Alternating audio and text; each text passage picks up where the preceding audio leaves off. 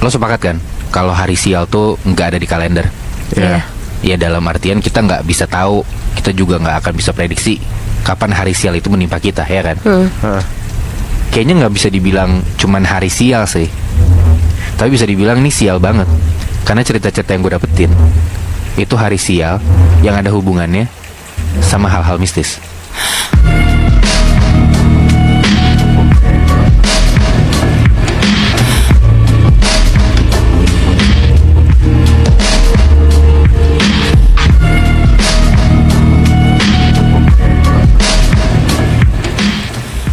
Jadi kejadian ini dialamin sama cowok namanya Idan. Oke. Nah, kejadian ini dialamin waktu pas Idan masih kecil ya. Pas masih kecil, di masjid rumahnya Idan itu ada kegiatan kayak peringatan Maulid Nabi gitu lebih. Nah, biasanya dia tuh ngaji di sana. Awal ceritanya di masjid tempat biasa dia ngaji tuh bakalan diadain acara buat peringatan Maulid Nabi. Nah, di situ semua anak-anak yang biasa ngaji tuh dipilih sama Pak Ustadz buat ngisi kayak acaranya gitu loh dan ditampilin. Oke. Ada kayak hafalan surat pendek, doa-doa sehari-hari segala macam gitulah. Nah, tapi karena Idan kecapean dan pengen pulang, akhirnya tuh dia milih buat kabur dan dia tuh nggak mau ikut persiapan atau nggak ikut gladi resiknya lah. Dan Idan tuh biar nggak ketahuan sama Pak Ustadz, dia kabur lewat pintu belakang masjid. Nah, FYI, pintu belakang masjid itu tuh terhubung sama komplek perumahan yang emang terkenal banget sepi kalau udah maghrib. Nah, pun juga Idan harus muter tuh ke rumahnya kalau misalnya lewatin komplek itu. Nah, semua warga tuh bahkan katanya di komplek itu tuh lebih milih diem di rumah dan gak ada satupun anak muda yang nongkrong waktu pas maghrib-maghrib. Oh, karena saking sepi dan serem mungkin ya? Iya, mungkin. Nah, tapi Idan mikir kayak kalau misalnya gue balik lewat pintu masjid depan, kan deket tuh ke jalannya, ke rumahnya. Cuman takutnya ketahuan sama Pak Ustadz kan. Mau gak mau dia milih lah, akhirnya dia pakai pintu belakang. Begitu dia mulai masuk dan ngelewatin komplek itu, di situ tuh keadaannya tuh lumayan gelap dan yang tadi gue bilang Nat, sepi banget tuh kompleknya. Dan pencahayaannya pun juga katanya cuman dibantu sama lampu-lampu dari rumah komplek itu. Lo bayang tuh seserem apa berarti kan? Nah, pas Idan mau ngelewatin satu rumah di belokan, tiba-tiba dari balkon atas rumah itu, si Idan ngeliat tuh keluar cewek pakai baju merah, rambutnya panjang selutut, nunduk. Tapi cewek yang Idan lihat jalannya melayang. Di situ tuh Idan langsung ngeliat kayak dari bawah dari jalanan ya. Dan si cewek itu tuh kayak diem aja, si cewek baju merah itu di atas balkon. Selama beberapa saat cewek itu diem. Akhirnya tiba-tiba cewek itu nengok ke arah Idan. Idan akhirnya bisa ngeliat jelas banget muka cewek ini tuh putih tapi rata Nat. Nggak ada matanya, nggak ada hidungnya, nggak ada mulutnya, bener-bener rata gitu. Anjir. Nah, cewek itu nengok ke arah Idan. Terus nggak lama tiba-tiba cewek itu masuk ke dalam aja, masuk ke dalam balkonnya lagi tuh. Nah, nggak berselang lama adalah kayak pembantunya di rumah itu keluar dari rumahnya, dari pintu rumah itu buat ngebuang sampah. Di situ Idan langsung tuh nyamperin si mbak-mbak ini yang keluar dari rumah itu buat mastiin kayak cewek yang di atas balkon siapa. Ditanyalah sama Idan. Nah, si mbak itu tuh kelihatan kaget banget sama pertanyaan Idan karena si mbak itu bilang nggak ada siapa-siapa deh di rumah, cuman mbak sendiri aja kok di sini, mungkin ada salah lihat. Nah, Idan tuh sadar banget dan yakin berarti yang tadi dia lihat itu setan gitu kan. Langsung lah dia lari pulang ke rumah tuh, dia takut. Terus? Setelah sampai rumah, Idan tuh langsung diem aja karena dia masih kepikiran sama cewek yang baju merah itu siapa gitu. Apalagi tuh mukanya rata gitu. Iya. Karena dia yakin tuh kalau dia tuh bener-bener ngelihat itu tuh setan. Dan dia tuh bisa ngeliat jelas banget untuk pertama kalinya kalau ada sosok cewek kuntilanak baju merah, mukanya tuh rata gitu. Akhirnya tantenya si Idan yang di rumah Idan juga nanya nih ke Idan kayak, kamu kenapa, kok kamu ngelamun gitu. Dikasih minum lah tuh sama tantenya. Akhirnya si Idan ceritain lah semua kejadian yang dialamin sama tantenya dan keluarganya. Di situ tuh mereka merinding dan ada beberapa orang juga yang bilang kayak, makanya kalau ngaji tuh ngaji, jangan kabur gitu. Nasehatin lah. Kebesokan harinya ternyata kejadian mistis itu belum selesai Nat. Di malam hari pas si Idan lagi asik kumpul sama keluarganya, Idan tuh ngerasa pengen banget pipis tapi dia takut ke kamar mandi. Karena pertama nih, selain kejadian yang kemarin yang dia ngelihat sosok cewek mukanya rata, karena juga kamar mandinya Idan itu letaknya di luar rumah, yang posisinya tuh kayak ada berapa meter gitulah di belakang rumahnya Idan. Ya, parno lah. Iya. Nah, di kanan kiri kamar mandinya Idan itu tuh gelap banget Nat. Cuma diterangin sama lampu bolam kuning yang ada di kamarnya itu doang, kamar mandinya itu doang.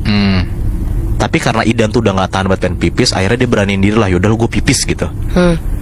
Pas Idan lagi jalan kamar mandi, tiba-tiba di depan Idan ada pocong yang turun dari atas dan langsung diam di depannya, mukanya Idan persis. Wah gila. Idan bisa ngeliat mukanya tuh hitam gosong, terus kain covernya tuh kotor dan ada lumuran darahnya gitu. Anjir. Pocong itu tuh lompat-lompat ke arah kanan Idan sampai hilang entah kemana, karena Idan lihat kayak kalangan sama kayu gitu sama papan triplek. Jadi muncul di depan mukanya, terus ya pocong ini pergi aja gitu. Iya, pergi ke kanannya Idan. Anjir. Nah, karena si Idan ini masih nggak percaya sama apa yang dia lihat, dia lari lah tuh, kayak ngikutin arah si pocong itu kemana gitu. Bangsat diikutin. Pas Idan ngikutin, nah ternyata bener, pocong itu masih ada di sana, dan pocong itu tuh ngebalikin badan, dan akhirnya mereka tuh tatap-tatapan lagi. Pocong itu terus hilang gitu aja. Oh shit. Akhirnya Idan langsung teriak dan nangis, sampai akhirnya semua keluarga denger lah tuh teriakan Idan. Langsung lah disamperin tuh Idan di kamar mandi kan, ditanya lagi kenapa gitu, diceritain lagi lah sama Idan kalau dia habis lihat pocong. Nah tapi kirain Idan kemarin udah lihat kuntilanak, tadi dia lihat pocong, kirain udah beres nih kejadian horornya. Tapi ternyata belum, Nat. Tengah malam pas Idan lagi tidur, nongol lagi nih kejadian mistisnya. Jadi Idan itu tuh tidur di ruang tengah, di depan dia tuh langsung ada depan sama pintu dapur. Nah Idan tidur sebelahan sama saudaranya Idan. Pas tengah malam Idan tuh kebangun. Pas dia bangun, dia ngeliat ada 3 sosok badannya bersisik gitu, dari mulai kepala sampai punggung. Itu tuh ada 3 sosok, dan semua itu ada kayak duri-duri panjang di badannya gitu, Nat. Gue gak kebayang ya bentuknya kayak gimana. Yang gue pikir kayak mungkin monster gitu, karena ada duri-durinya dan gede banget gitu kayak monster kan. Sosok itu tuh berdiri diem aja ngeliatin Idan. Dia coba lah tuh teriak-teriak, dia coba bangunin saudara yang lagi tidur. Cuman tuh gak ada yang bangun, entah kenapa. Pada diem aja gitu, hening aja tuh rumahnya. Kebesokan harinya pas pagi, akhirnya Idan ceritain lah semua kejadian yang dialamin waktu pas tidur itu sama keluarganya. Idan akhirnya dibawalah ke orang pinter nih sama keluarganya, karena keluarga mikir kayaknya nih anak ada yang gak beres. Masa 2 hari berturut-turut si Idan ini kayak ngeliat 3 setan gitu kan. Di situ akhirnya si orang pinter ini ngejelasin kalau Idan punya kemampuan lebih dari anak-anak lainnya.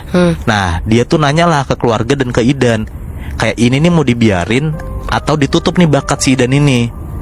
Tapi kalaupun ditutup, kata si orang pinter ini juga gak akan sesempurna itu, karena ternyata pada dasarnya keluarganya Idan itu tuh emang ada leluhur-leluhurnya yang punya kemampuan bisa ngeliat makhluk halus kayak gitu. Dan turunlah ke Idan.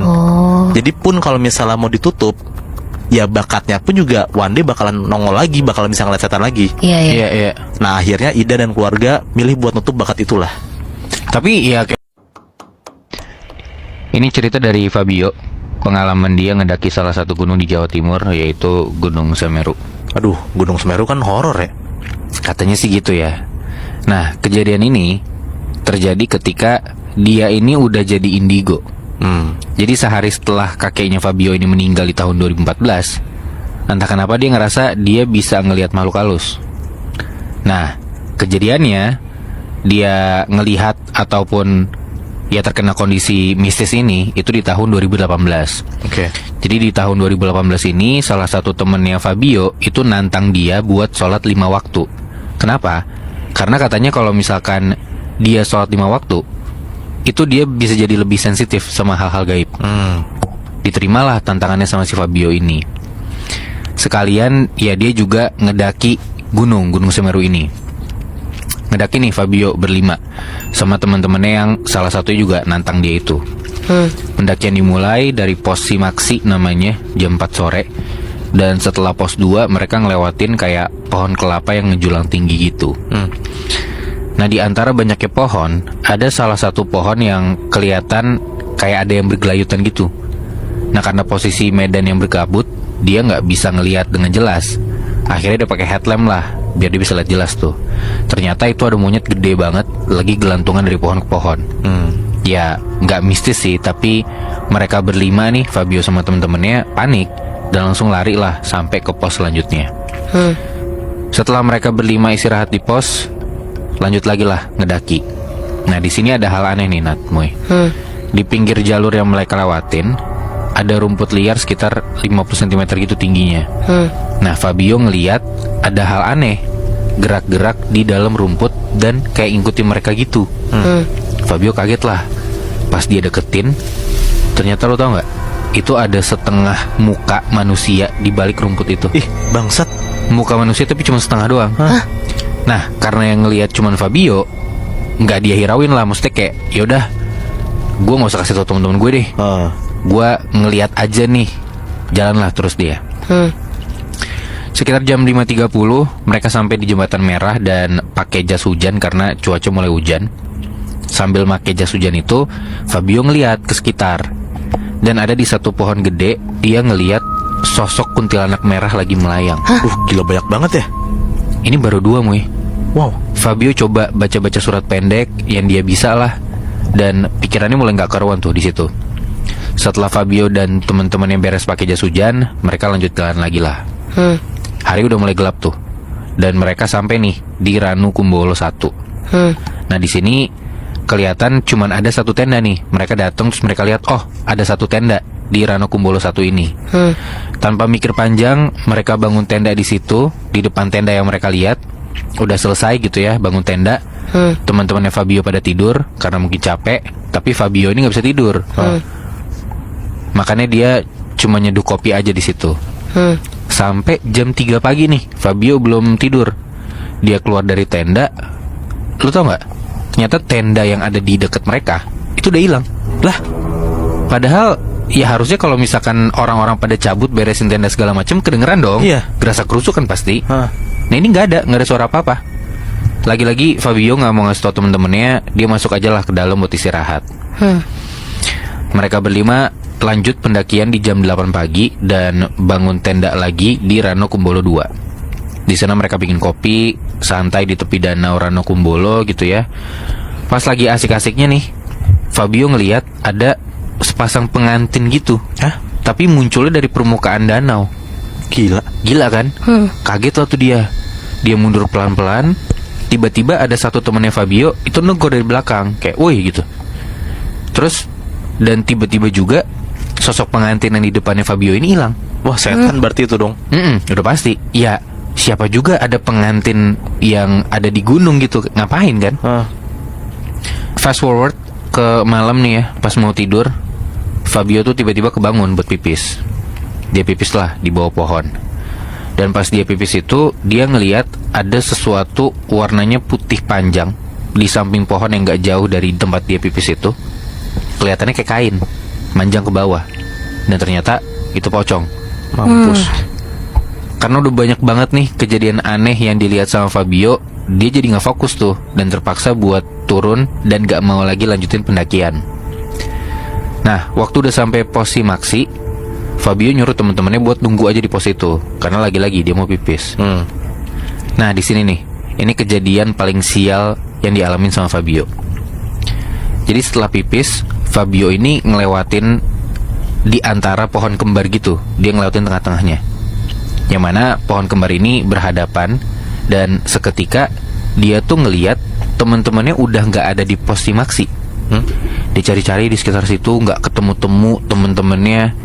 Sampai nggak jauh dari pos itu ada seorang bapak-bapak itu lagi bakar sampah. Posisinya bapak ini mengunggungin Fabio. Disamperin lah sama Fabio. Ditanya, lihat nggak temen-temennya dia ada di sekitar situ? Si bapak ini nengok ke arah Fabio. Ternyata mukanya pucat, Nat, Moy. Bapak ini cuma nunjuk ke arah seberang. Terus dia ngomong pakai logat Jawa halus gitu. Katanya, kalau kamu mau tahu teman-temanmu, kamu bisa tanya sama orang yang ada di rumah itu. Sambil nunjuk rumahnya. Fabio bingung kenapa bapak ini nunjuk ke arah rumah itu. Tapi ya udahlah, dia beraniin diri aja buat datang ke rumah yang ditunjuk itu.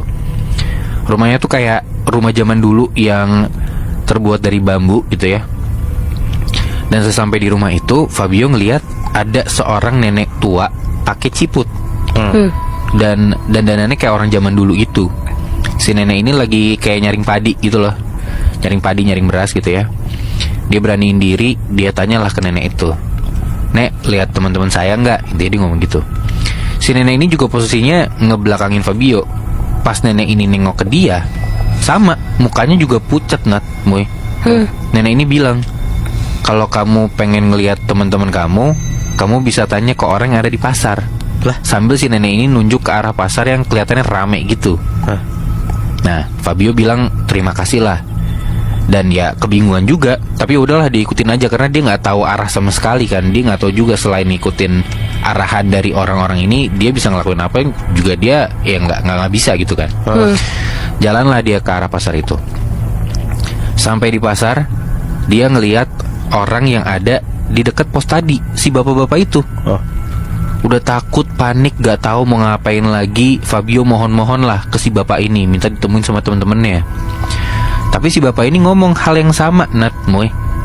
Kalau kamu mau lihat teman-teman kamu, tanya sama orang yang ada di rumah itu, sambil nunjuk ke arah rumah di seberang.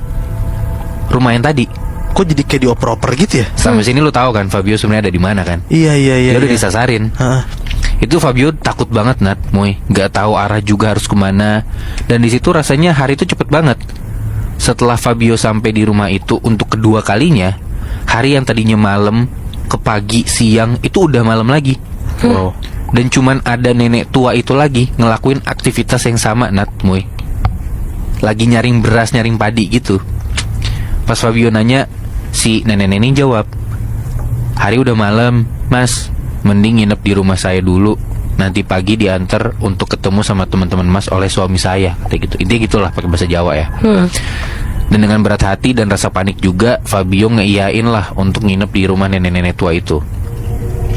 Setelah Fabio masuk ke dalam rumahnya, dia ngeliat suami sama anaknya si nenek ini logatnya tuh aneh.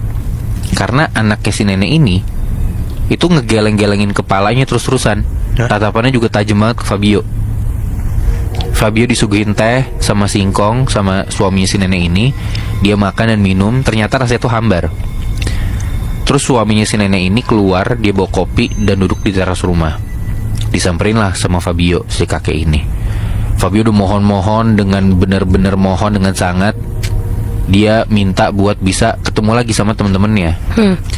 Dia jelasin niat dia ngedaki gunung tuh gak ada niat buruk. Terus si kakek ini cuman diam sebentar, bilang besok akan diantar. Cuma bilang itu doang. Oke, Fabio coba tenang lah. Dia istirahat di rumah itu, cuman beralaskan tikar rajut gitu ya. Paginya Fabio bangun. Dan pas bangun, dia ngeliat si kakek ini udah bawa arit. Ya udah diikutin lah sama si Fabio langsung. Dia buru-buru ikutin si kakek ini. Dan ternyata mereka ke pasar. Sampai di pasar pun ternyata suasananya gak kayak kemarin. Kalau kemarin kata Fabio tuh ramai banget, kali ini suasananya sepi, benar-benar gak ada orang. Jadi kayak nggak mungkin gitu. Maksud gue, kalau misalkan lu nutup pasar pun gak dalam satu malam semua bersih gitu kan. Ini bersih banget. Kakek ini bilang tunggu aja, nanti ada seseorang yang jemput Fabio, kata gitu. Diain lah sama Fabio. Dia tunggu setengah jam, dan akhirnya ada orang yang datang.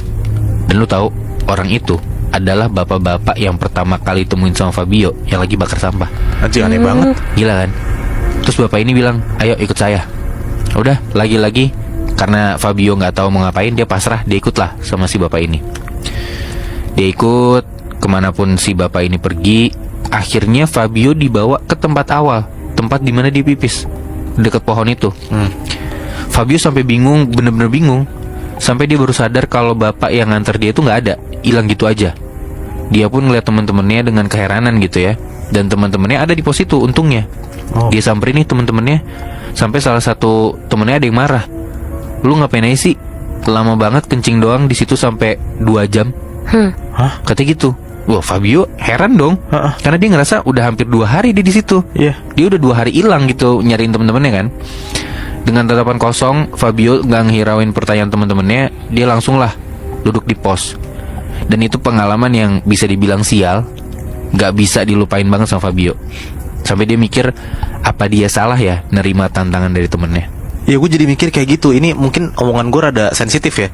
Apakah karena dia nerima tantangan temennya yang sholat 5 waktu plus ke gunung, jadi dia apesnya sial tuh sial banget anjir. Iya, nggak tahu gimana maksudnya. Apakah memang niat sholat jadinya buruk karena niatnya nggak baik gitu ya? Iya, mungkin.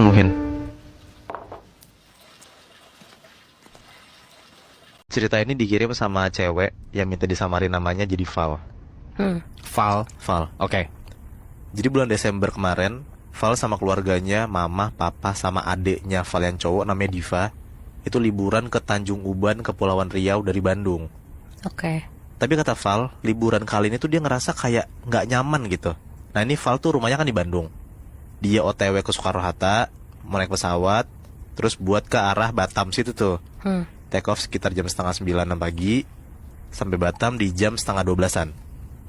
Selama di pesawat kata Val biasa aja, nggak ada yang aneh. Sampai di airport Batam pun juga aman-aman aja. Pas naik speedboat ke Tanjung Uban, itu juga aman-aman aja. Cuman Val tuh ngerasa kayak bete dan kayak ngerasa panas gitu.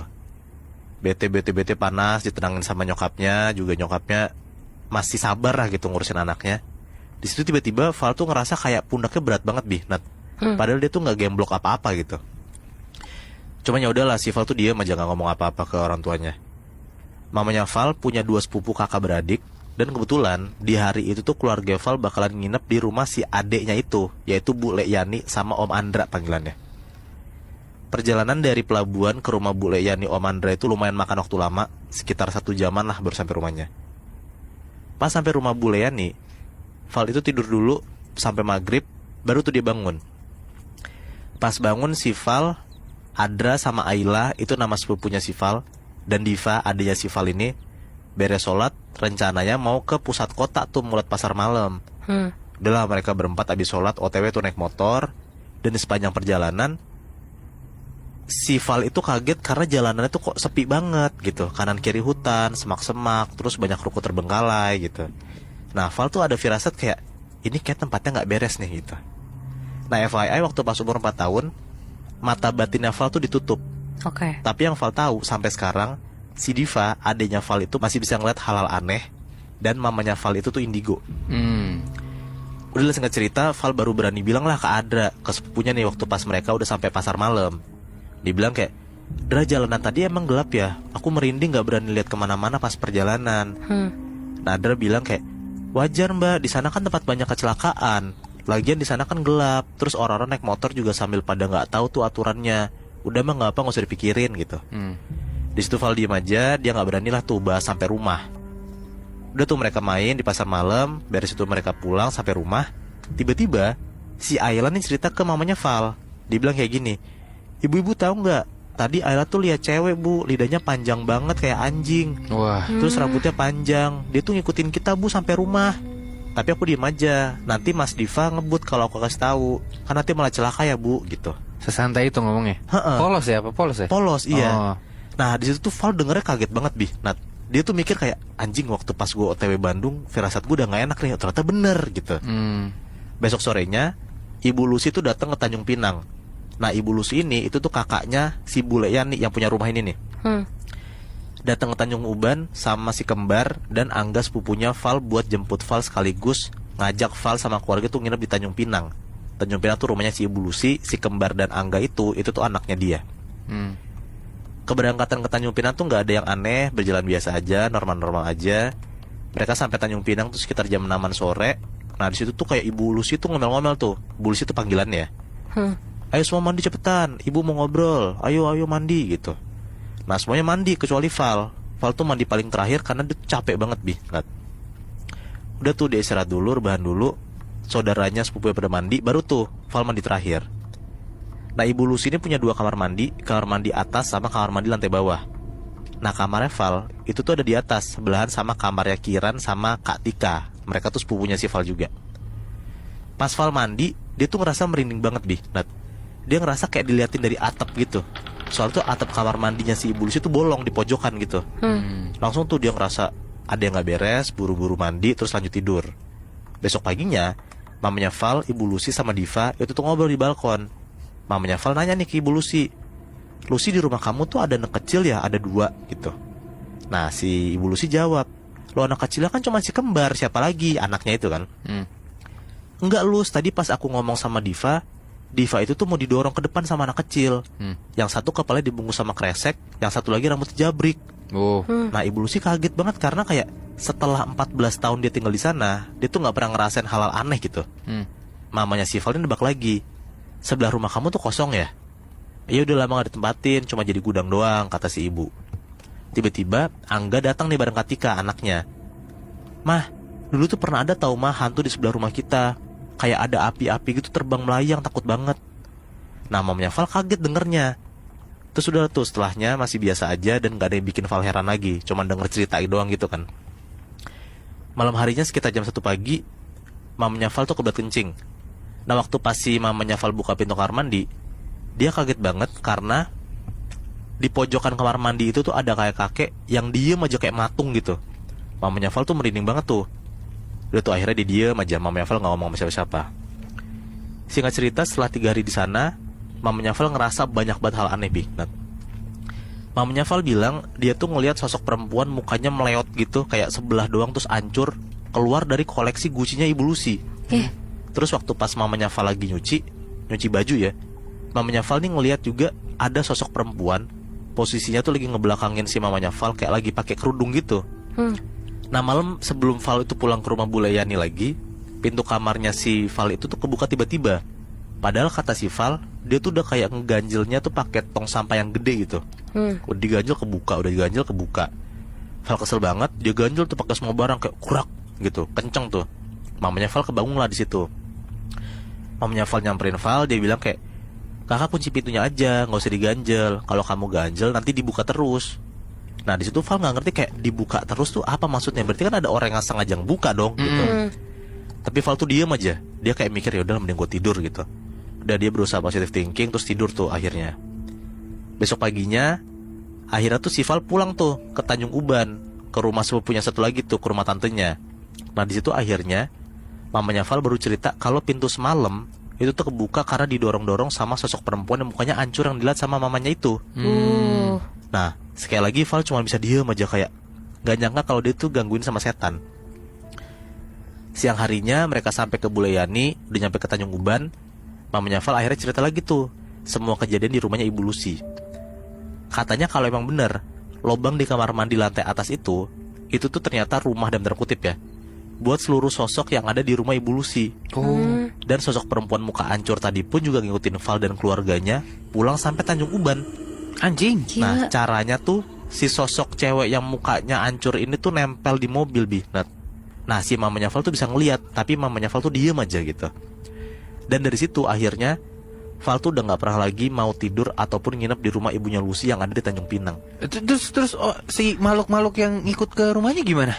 Mungkin abis itu tuh hilang ya, karena setelah itu diceritanya dia udah gak cerita lagi tuh waktu pas dia pulang ke Bandung gimana. Tapi menurut gue kayaknya abis dia pulang ke rumahnya ke Bandung gak digangguin lagi sih. Sial banget sih itu.